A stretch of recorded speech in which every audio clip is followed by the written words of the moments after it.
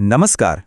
શું ક્યારે એવો વિચાર આવ્યો છે કે જે ભારતને એક સમયે સોને કી ચિડિયા કહેવામાં આવતું હતું, એ દેશ ફક્ત 100 વર્ષમાં આર્થિક રીતે આટલો બધો કેવી રીતે બદલાઈ ગયો?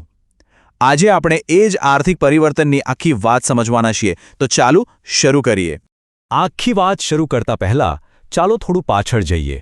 એ સમયમાં જ્યારે ભારત દુનિયાના બજારો પર રાજ કરતું હતું, અંગ્રેજો આવ્યા એ પહેલાં ભારતનું મલમલ, એના મસાલા અને એની હાથ બનાવટની વસ્તુઓ આખી દુનિયામાં એની બોલબાલા હતી.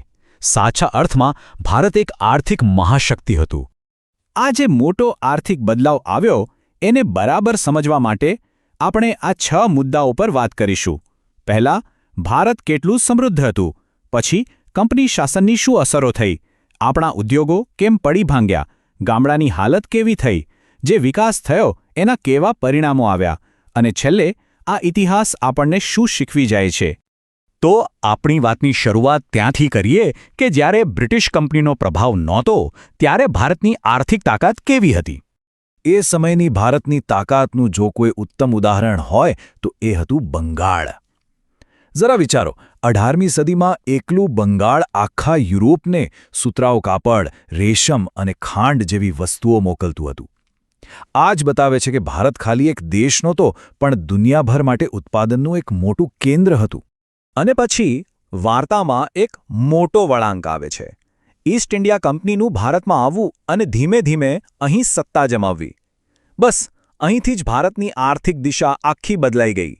હવે સૌથી નવાઈની વાત તો એ છે કે આ બધું બહુ લાંબા સમયમાં ન થયું. ફક્ત 100 વર્ષમાં, માત્ર એક સદીના ગાળામાં એક આખા સમૃદ્ધ દેશનું આર્થિક માળખું ઉપરથી નીચે બધું જ ઊંધું ચત્તું થઈ ગયું.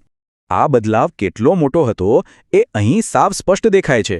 જુઓ, જે ભારત દુનિયાને ઉત્તમ માલ બનાવીને વેચતું હતું, એ હવે બ્રિટનના કારખાનાઓ માટે માત્ર કાચો માલ, જેમ કે કપાસ, મોકલનાર દેશ બની ગયું. અને એટલું જ નહીં, બ્રિટનમાં બનેલા તૈયાર માલ માટેનું એક મોટું બજાર બની ગયું.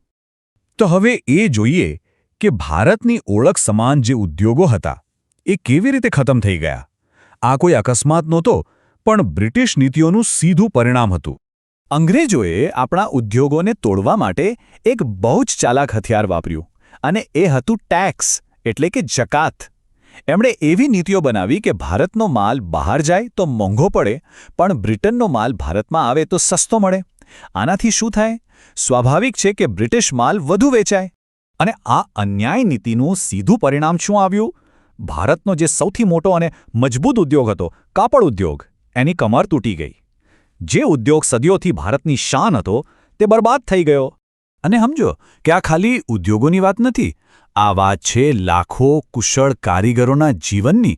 કલ્પના કરો એ વણકરની, જેની કળા પેઢીઓથી ચાલતી આવતી હતી, પણ હવે એ કળા એનું પેટ પણ ભરી શકતી નહોતી.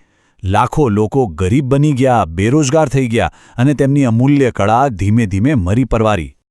આ બધું ખાલી આર્થિક નીતિઓની રમત નહોતી. આમાં સીધી જબરદસ્તી અને શોષણ પણ હતું. આપણા કારીગરોને કંપની માટે કામ કરવા મજબૂર કરવામાં આવતા, અને જો કોઈ ના પાડે તો એને સજા પણ ભોગવવી પડતી.